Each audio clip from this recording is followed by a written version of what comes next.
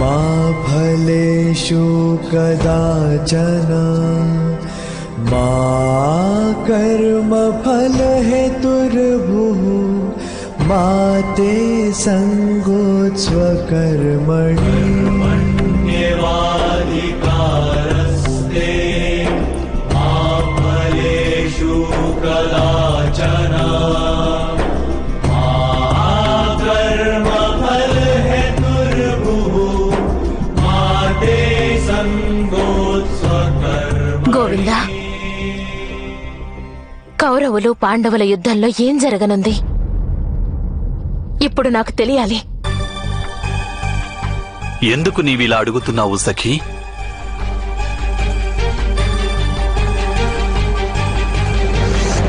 ఈ యుద్ధంలో భీముడు అర్జునుడు తమ ప్రతిజ్ఞలు నిలబెట్టుకుంటారు.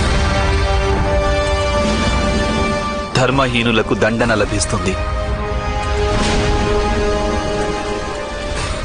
ధర్మానికి విజయం చేకూరుతుంది. ఎవరెవరు మృతి చెందుతారు గోవిందా?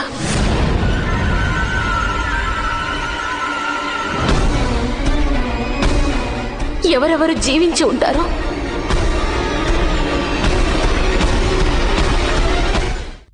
యుద్ధ పరిణామాన్ని ఎవరు తెలుసుకోగలరు సఖీ? నీకు తెలుసు గోవిందా. చెప్పు గోవిందా. అభిమన్యునికి నేను కట్టిన రక్షరేకు ఎందుకు తెగింది?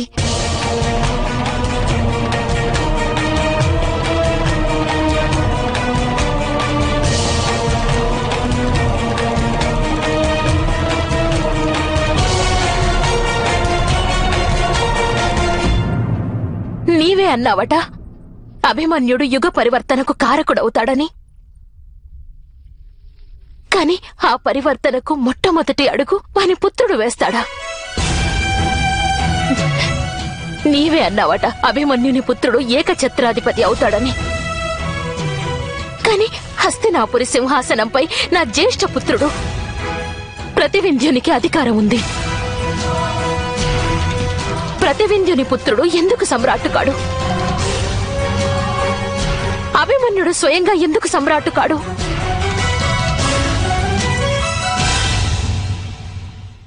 నీ మాటలలో గూఢ సంకేతం ఉంది గోవిందా. అదేమిటో నాకు స్పష్టంగా తెలియాలి.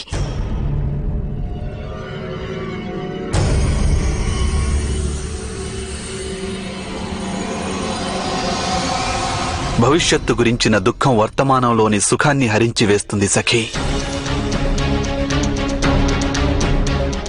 భవిష్యత్తు గురించిన సుఖం వర్తమానంలోని దుఃఖాన్ని దూరం చెయ్యలేదు.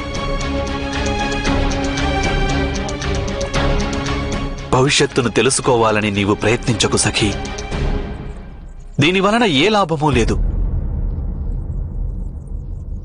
వర్తమానంలో జీవించడం నేర్చుకో. ప్రస్తుత కర్మను ఆచరించు. ఆ ఈశ్వరుని యోచనలను ఈశ్వరేచ్ఛకే విడిచిపెట్టు.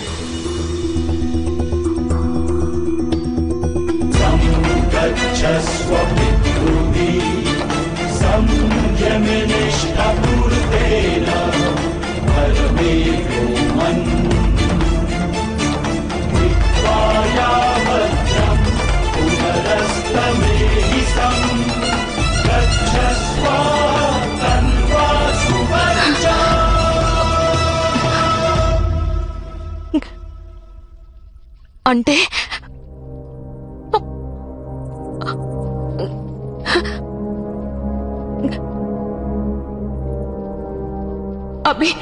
అభిమన్యుడు మృతి చెందుతాడా?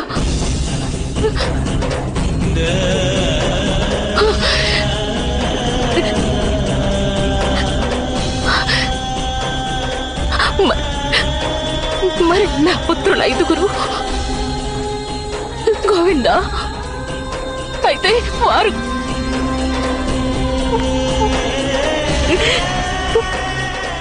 కూడా మృతి చెందుతారా?